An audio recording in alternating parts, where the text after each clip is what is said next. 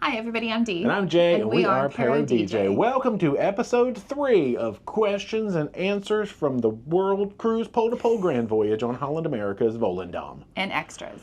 We really need to work on that title. That's title in progress, yes. All right, so we're going to start off, obviously, with a catchy feature. Now, one thing we've been getting a lot of questions about is, what kind of stuff do you take ashore in your day bag? What kinds of clothing are you wearing ashore? Right. Hot weather, cold weather, rain weather, all this kind of stuff. So let's start with that. We've actually sort of, because we have a port tomorrow in real life. Yes. We've kind of packed our bags. So kind of. I guess we'll show some of that. Now, be warned, a lot of these things are going to be from Amazon. So if you go to ParoDeeJay.com/Amazon, you're going to find a lot of this stuff. It's true. So anytime you hear us say Amazon, just go, oh, it's probably in their store. And search there. This is basically just a big commercial to go to Amazon. It's not. But we do try and make it easy because we get asked a lot. That's true. All right, you want to start with your bag? Sure. All right. So, okay. Start with the bag itself, I guess, first of all. So this is the Tripped Travel Gear bag. Tim and Finn have a YouTube channel as well, and it's their invention, and I love it. It folds up into itself and it's like smaller. It even has a whistle on it, I learned the other day. Yeah, we didn't know that. It's pretty waterproof, you know, I haven't fully tested that, but it's just really lightweight and holds a ton of stuff. So it's a good bag. I always take water with me. This is my icon of the seas water bottle. Off-brand. In the top, I always have hydration tablets to add to the water because we have been in some really humid climate lately, and these have been a lifesaver. Then I take chapstick because lips get dry. Smart. This is like a Christmas unveiling or something. Boning, because sometimes you have a boat ride or a tender ride and you may not feel well or somebody else might not. I want to kind of like be able to help somebody out. I have not needed it, nor have I had to give anybody any, so, but it's there. Always better to have than extra batteries for the camera. Oh yeah. And I have a Splenda packet, but I don't really need that. That's important. Got to be sweet. Okay. And in the main bag, I always take some type of hat. It's not always this one. It's a baseball hat or a different, like, adventure hat, as we call it. Sunglasses. These are prescription. They're from Glasses USA. People have asked me about those. I have to have prescription, though. Me too. This is, like, I think they call it a buff. Oh. I've been wearing it a lot in the warmer climate, just around my neck, or you can wear it in your hair. It has tons of features. If you're in a sandy environment, you can put it up over your face and protect it. I guess it could have worked in the pandemic as a mask. I don't know. There's a ton of things you can do with this, and I think it's just like a useful little piece of cloth. That came from Key West. It did. I got it for finishing some training or something. And then in this compartment, I always have sunscreen. We pump a very large bottle into this smaller one, so it's more portable to take with us. Then I have a separate face sunscreen because I like it to actually work. My makeup also has sunscreen, or like, so I constantly have sunscreen on my face. Triple threat. Yeah. Hand sanitizer, it is your best friend. We also brought a larger bottle for this to do little refills so we could take this with us everywhere. And one of the biggest things we get asked about are these bug wipes. They're the Repel insect repellent brand with 30% DEET. These work great. We started using them in Alaska. You just wipe them all over your body before you're going to go somewhere with bugs. I even wipe them on my clothes sometimes, and then when you wash them, it just comes out. Haven't had any issues, though, at all. Yeah, I haven't really seen that many bugs. I know a lot of people don't like DEET, so you can find wipes that don't have DEET. We also have off-brand. Not that it's an off-brand, but it's the brand off. That I think is a 25% DEET, but they're individual packets that you tear. This is resealable, so it does good at keeping them moist. Yeah. Some other things that aren't in here, I usually have either a poncho or a raincoat because you never know when you're going to get caught in a storm. If I'm snorkeling, I would bring my snorkel and a GoPro and things like that. And towels. But I can't have everything in here. So it just depends on what we're doing that day. True. In terms of rain gear, I wear an unlined Columbia rain jacket because I'm not trying to add heat to my life. So I have a nice, not hot rain protection, as thin as possible. I also have a Columbia raincoat, and then Holland provided those lovely ponchos, which I have used, and they are quite useful. Yeah, I remember you did an OOTD in that thing. I did. If people saw that. So that's what's in my bag. Okay, nice. And then we've got some other things we'll touch on too, such as clothing and tech and all of that. Now, I gotta say, most times, Dee is the bag carrier. It's true. Because we don't typically need a lot of stuff unless it's a beach day. Mainly when we have to carry towels, that's a lot of stuff. And then I carry a bag. I use this lovely waterproof backpack. Now this front pocket is not waterproof because it's on the outside of the bag, but the inside of it is. It's got backpack type straps. Came from Amazon. This exact one is gone, but I have gone in the shop and put up the next best model, which also features the back straps and all that stuff. It's, you know, dry top, roll down, clippy clip, so it does pretty well. You've taken it in the water. Yeah, sometimes it drips on the inside, so we tend to either use Ziploc bags or more smaller dry bags on the inside for really, really important stuff that can't get wet. Cameras. Yeah, phones. so, but it does pretty well as long as you don't really submerge it. But it sits there and floats on top of the water. Like people say, how do you keep your stuff safe at the beach? Well, we float it next to us in a bag. We take it with us. So I don't have a lot in here today, really, to show. I did stuff the power bank, the Holland America line one, actually, but we do have one in the Amazon shop, too, because I need lots of power, being like tech stuff. What else? I have my sunglasses, which are from Zenni, Z-E-N-N-I. They're prescription also. I think I just went there because they were really cheap. Probably, yeah. My little rubber collapsible water bottle, which does fold down on itself and become very small. I think this is actually out of stock on Amazon, but we'll try to see doing well. if we can either find another one of these to put up there or They have a ton something. of them, yeah. Yeah, GoPro, which is in our Amazon shop. We're currently using the Hero 11 Black, but yeah, that would be for a beach day or a rainy day. I would take a GoPro. That's actually all I've got in my bag right now. Oh. Yeah, but typically there would be like a towel and some water shoes, which I use the nice little sock ones that are in our Amazon shop that pack up so nicely. They're so flat. I also have water shoes. And I forgot a camera. I always have my camera, but we'll talk about that in a minute. Yeah, let's do, I think my next one I had was going to be just general outdoor wear, because people have been looking and like, oh my gosh, Dee, what pants are you wearing? Because we're in a lot of like buggy places and things like that. So we both decided to invest in very thin, I wouldn't say waterproof, but quick dry pants. Right. So I've had mine for so many years, probably the very first time we ever went to Alaska, like 2019. So, you know, I don't know that they still have these, but they're from Old Navy. They're called Stretch Tech. They're cargo pants. I brought 2 colors with me. I have like 5 really. But they do have a new material. I think it's called, it's not Stretch Tech, but it's... It either has the word stretch or the word tech in it. It's something similar to that. We're going to put a link in there because they have very similar ones. They have like the wide leg ones. They have tapered legs and things like that. But what I like the most about it is that they're lightweight and they're quick dry. So you can get these sopping wet. I have on a ride before, like a water ride. Walk around for 20 minutes and they're completely dry. Oh, up at the top of Robinson Crusoe, we got blasted in the booty with rain and wind, and we dried out pretty quickly. Now, it's not going to keep your clothes underneath dry necessarily unless you wear like rain pants over them, which are those like really noisy, sounds like you're wearing a tarp kind of thing. But I love them. They're great, and I've had them so long. They're so durable. And I'll look up the name of those other things. Okay, and I have similar. Now, I did just finally invest in these for this trip because, you know, I don't like sleeves. I don't like long pants unless it's snowing outside. That's just me. But they're very similar. They have a little zip pocket on the outside on one side. Drawstring waist. They're from King Size Direct, as most of my clothing, like shirts and everything, comes from King Size. But yeah, definitely not waterproof, but quick dry. So these have come in very handy for walking in the woods where the bugs might be, stuff like that. We already talked about raincoats. I don't know that I really have any other specific. I mean, we can talk about footwear. I typically wear Merrells if I'm going to be out mudding around. I have Merrells as well for like hiking, and then I have some little, they're called Chelsea boots. They're just black. They're waterproof. They're great. I don't really recommend hiking in them, but they're nice for like a light rainy day. The material is called Sleek Tech. There you go. It keeps S-L-E-E-K, separate word, T-E-C-H. So they've renamed it. It's literally the same thing, though. What is, and because mine are called tech pants on King Size Direct. What does tech have to do with anything? There's not electronics in it that I'm aware of. So. Is it a secret battery charger hidden in my pants, or can this edit videos for me? I don't know. But that's the material. So. Weird. Okay, but yeah, and then you've got your Brooks too, but those are a little bit more indoor. Brooks that's my tennis shoes. Those are more for like the gym. But I also wear them just out and about. Like I have some Skechers. They're running shoes, though, essentially. Nice. Well, I think that covers pretty much all of the clothing items. I've got those couple of hats, too. You've seen my adventure hats. I've got the tan one and the gray one, so that kind of stuff.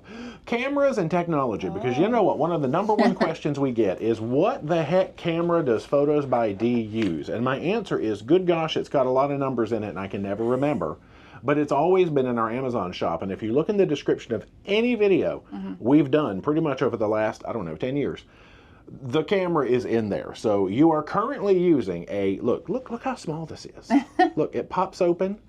Ooh. That's all it does. That's as big as it gets. Yeah, so it's lovely. We love pocket-sized cameras. This is a Canon Powershot SX740HS. Now, you were using the SX730, which also had 40 times zoom. Some sand got in it, though. Yeah, it eventually needed to be replaced, and so we went one model newer. I think the good thing about this is it actually does 4K video, if called upon.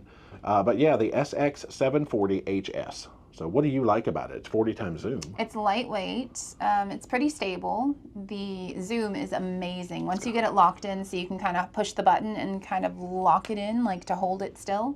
It doesn't really work when people are moving, but nature moves a little bit slower generally. True. Now it has a flip-up selfie screen, but it is not a touch screen. No. So, but that's kind of cool. Just a rotatable. It doesn't rotate or like that. It's got all sorts of fancy features on it. I don't really use them. Yeah, we don't use half the things. I'm sure the pictures could probably look better, but it's simple and it works for what I need, and it just goes right in the backpack with me or in my pocket. I take it half the time in like just a pocket. So true. And we do have one currently in stock in our Amazon store. So hey, look at that. It's great, especially if you don't know what you're doing. Yeah, it's really good for point and shoot. It's so user friendly. It's got all these modes on the top. Who knows? We don't use half of them. Point and shoot, that's all. And of course, when it comes to recording videos and all that stuff, we used to use one that looked like this. We were always using the Canon G7X Mark II. At the beginning of 2023, we actually switched over to this little unit, which is the DJI Osmo Pocket 3. Super small. It has like a little flip screen that turns it on, really stabilized, because you know DJI, they're doing that the drone technology. Yeah. So they basically took all of their stabilization on this one. I would turn this one on, but this is the one that got waterlogged in Castro. Yeah. So this one doesn't really work that well anymore. Poor little fellow. Don't do that. We're gonna don't take it out in the rain. It's not waterproof at all. But fortunately, we had just bought a backup prior to this trip, and that's what's recording this video. Hello, backup. Hello. But that's for the main vlogs, and it does 4K. It doesn't really have much zoom. I really do miss the zoom. It's 2 times digital, but you know. Yeah, the microphones work really well with it, which externals. Nice. Like, see, there they are. Yep. You hear us loud and clear? Hopefully. Any other tech? We talked about GoPro Hero 11 Black. That's for underwater or recording in the rain. Not super much. We're not like a super techie channel, you know. Gosh, y'all, we're very simple. But it makes traveling easier. You don't need all that gear. You can, absolutely, but we don't. True. The one other question we keep getting is, oh my gosh, what have you been doing for phone service, data service while you're traveling? Are you have a carrier? Or are you using an eSIM? A little bit of both. We discovered in our European travels, I think last year, the beauty of eSIMs. Now you do need, at least I did, an unlocked, like a carrier unlocked phone in order to use them. Right. Most of this trip, I'm fortunate in that my unlimited AT&T plan covers all of South America except for French Guiana. Yes. So I have had cell service the entire time so far. Now in real time, we are crossing the Atlantic Ocean. We're getting ready to hit Cape Verde and Africa. Thus the eSIM begins. And I've been using Airalo. I don't know if that's how you say it. A-I-R-O-L-O. I think so. Or is it A-I-R-A-L-O? Editing me will put a caption of how to spell it. Works really well. You can buy plans for a single country. You can buy global plans for a certain amount of time and data if you need to cross multiple countries, and that's what we've been doing. I think I bought a 3-month, 5 gig global data plan, which will last us until, good gosh, we get back home and beyond. Wow. It wasn't very much. It was like $35 or something. To have that data, it's going to be a lifesaver in the second half of this trip, I'd say. That's important, yeah. And also, they have a referral code. So if you want to peek at an Airalo eSIM, you can save $3.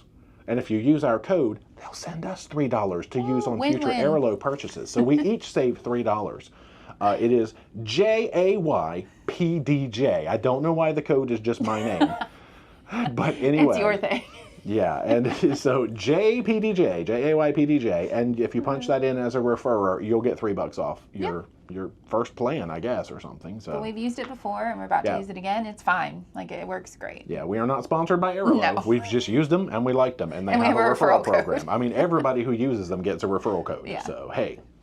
That's really all I have for the feature for today before we get into a few questions. Sure. Unless you could think of anything else to talk about in our day bag lives. And if you have any questions about it that we missed, Ask them, and we'll answer it next time. I mean, maybe next time when we get back to cold weather, the bags would be different and we can like show what the difference is. But yeah, no, not really. Yeah, really, all I do is add a fleece layer and some gloves, which is no specific particular brand. I use Thinsulate, I think, and a beanie. Same. Yeah, that's so there's very not really simple. That much interesting. Yeah, I don't think we need to make a whole video about winter wear, but maybe if we get really bored, we'll make one. We'll be like, oh gosh, we're stretching for content now.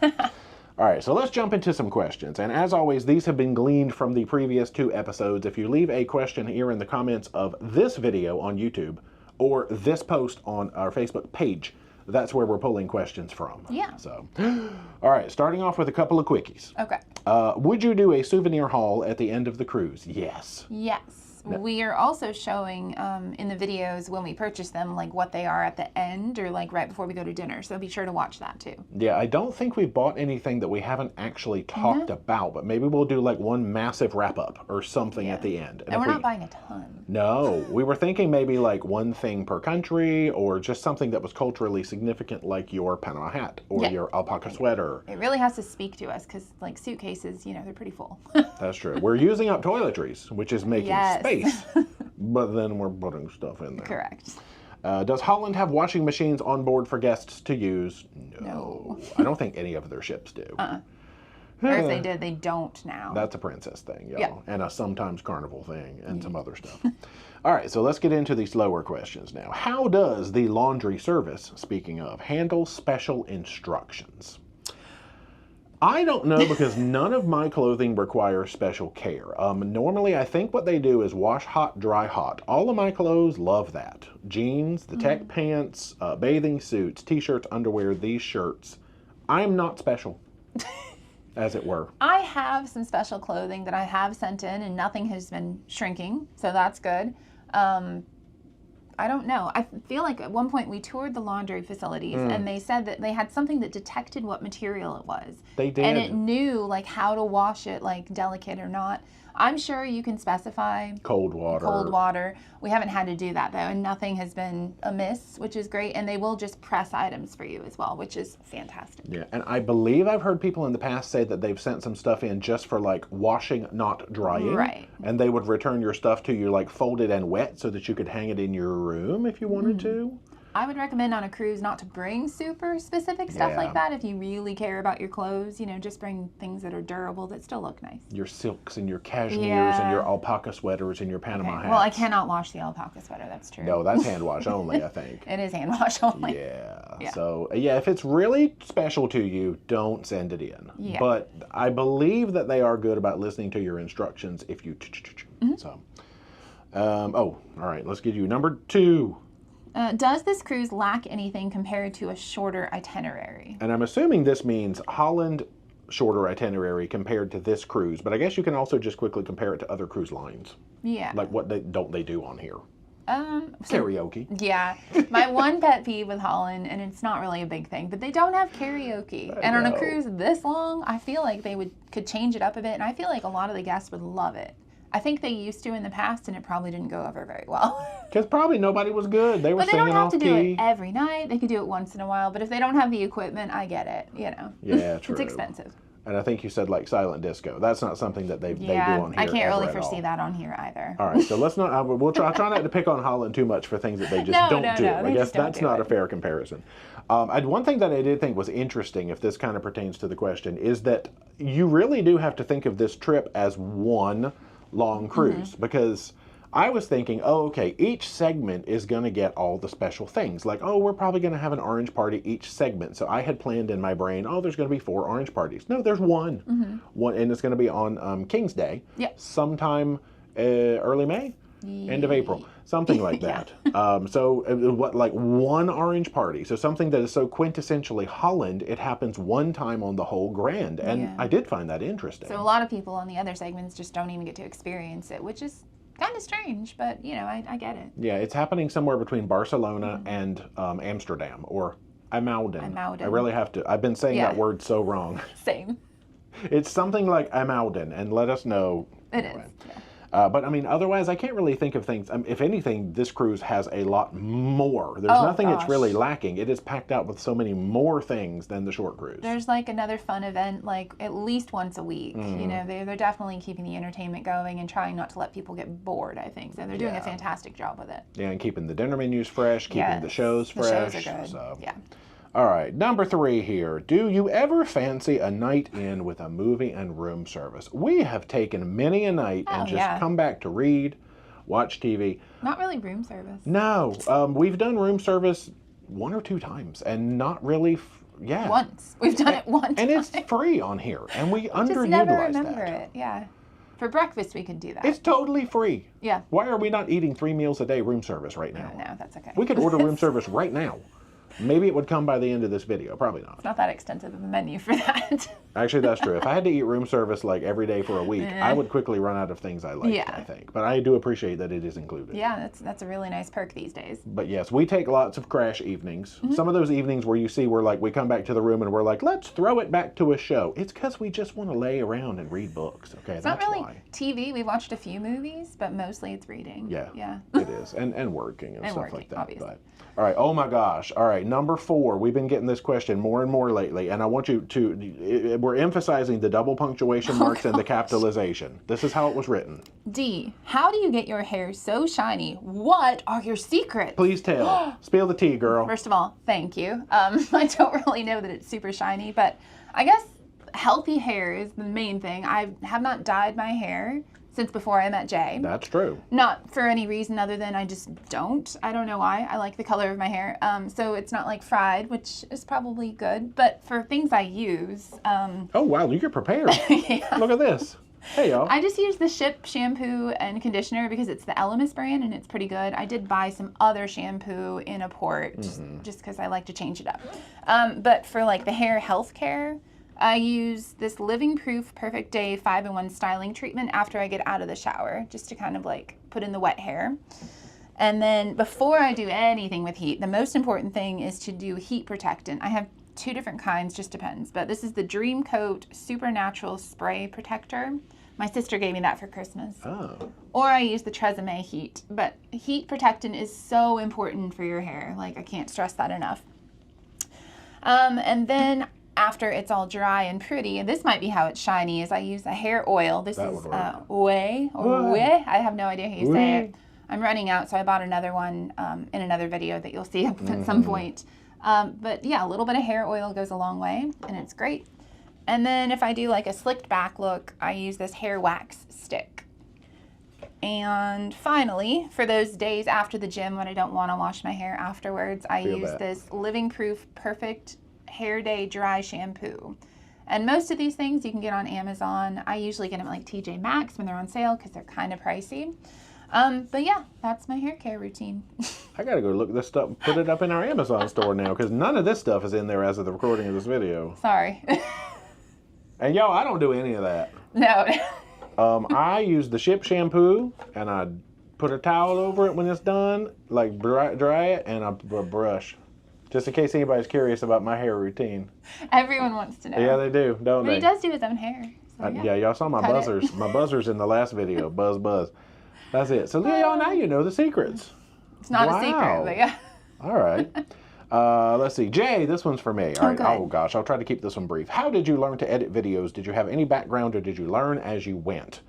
And I think the question actually wanted to know more of like a tech background, because I mean, I did come up in the, I guess, the tech industry, because I used to be sort of like web design, graphic design, building computers, hardware, software, pretty much any IT stuff. I used to be in networking back in the Novell days. Good gracious, nobody uses Novell anymore. Novell NetWare? So a lot of tech background, but mostly the graphic design, I guess, and always an interest in learning how to do that. And it's all been self-taught. Like, I don't really remember taking much in the way of classes. So a lot of people say, what software do you use? I would never recommend the one that I use. It's awful, and please don't. I would recommend probably something like Premiere Pro if you're on a PC, Final Cut Pro if you're on a Mac, or even DaVinci Resolve. But do not use what I use. I dare not even speak its name in this video. He just won't relearn something new because he knows how to do it. No, that's true. I'm willing to put up with its faults and it being so buggy just because... It crashes all the time. I know. Every snip I make, I save because I know the thing's going to crash. But anyway. All right. That's it. But yeah, it was sort of a learn as you go. I always had an interest because we started as a music channel. That is obviously the Paro in ParoDeeJay. We were a parody music channel. Parodies with D and J, ParoDeeJay. Yep. Learning to make music videos and putting silly filters on and changing colors and doing effects and all that stuff was just fascinating. So yeah, just learn as you go from making music videos into cruise videos. Go check out the music videos. There's 30 plus old parody songs. No budget film. Yeah, it was low budget on purpose parody videos. Yeah. Good times. All right, that's enough of that. Here we go. There's the last and most important question. D, what are you currently reading? Oh, okay. Hey now, book club with D. I just finished reading a couple of days ago, The Nightingale by Kristen Hanna. Oh my gosh, you guys. It is not a book I would typically go for because it's historical, like fiction book. But it was such good writing. Like she painted a picture. You fell in love with the characters. I had a full-on cry session. Tell what happened at midnight when you woke me up. I finished the book in like a day and a half. I could not put it down, and I read till about midnight. Then I went into the bathroom. I was like, that was such a good book, and then I just started crying because it's a very serious topic. We'll just put it that way. But it's such a good read. Don't miss it for that reason. I had a whole cry session. I came and hugged Jay. She came and hugged on me, and she's like, "Oh, it was such a good book." I was like, "Girl, I'm asleep." That is. But I appreciate. That is my favorite book I've probably ever read. And right now I'm reading Brain Damage by Frida McFadden, and I just finished The Wife Upstairs, also by Frida McFadden. Those are just quick little fun psychological thriller reads because I have more Kristen Hanna, like The Women and some other things I want to read, but I need a mental break before I dive into those heavier subjects. Yeah. And I also read Heartless Hunter recently. I read pretty quick. I've read 22 books so far, which I don't know if that's that impressive, but I think it's good considering we work a lot too. Yeah, I mean, in real time, we're on day, we're somewhere in the low 70s, I think, as we're recording this. So some of them are really long books. Yeah, and Jay's been reading. That's true, but I see what you mean about taking a break, because I read the Gone series, which I think is by Michael Grant, if I'm remembering his name correctly. And it's like I would read 2 of them and then take a break and do something else, and then read 2 more. There's a total of 6, and so I just took breaks in between. And then now you've made it your mission to find books for me, which has been fascinating. I love finding books for you. The most recent one is the Dungeon Crawler Carl series, which I am currently 3 books. No, I've read 2 and I'm taking a break. I'm reading something else right now. Fascinating. If you like video games and sort of like D&D, RPG, those kinds of things, in a dungeon crawler, post-apocalyptic world type of thing. So it's really fun. Now you're reading Hail Mary by Andy Weir? Yeah, which is, I guess, the same person who wrote The Martian, and it's another space one. I'm only about 4 chapters in. So I also found that. Yeah. she's picking all my books out for me now, so it's working well. There's some good reads, yeah. So, anyway. There you go, book club updates. That's our book review. Yeah. This video is long enough. It is, wow. Thanks for tuning in for this. And like I said, we've got a few more of these planned. We're still going to do one where we talk about all of the extra costs involved in this cruise, like excursions and internet and all that stuff. Couple of other, gimmicks in there to make these videos fun, and then throw the questions. But feel free to throw more questions. Please, and that's it. So if you haven't already, be sure to subscribe to the channel. Become a Paromaniac today. Socialize all our media, Facebook, Instagram, and Twitter. Yep, and until next time, rock on.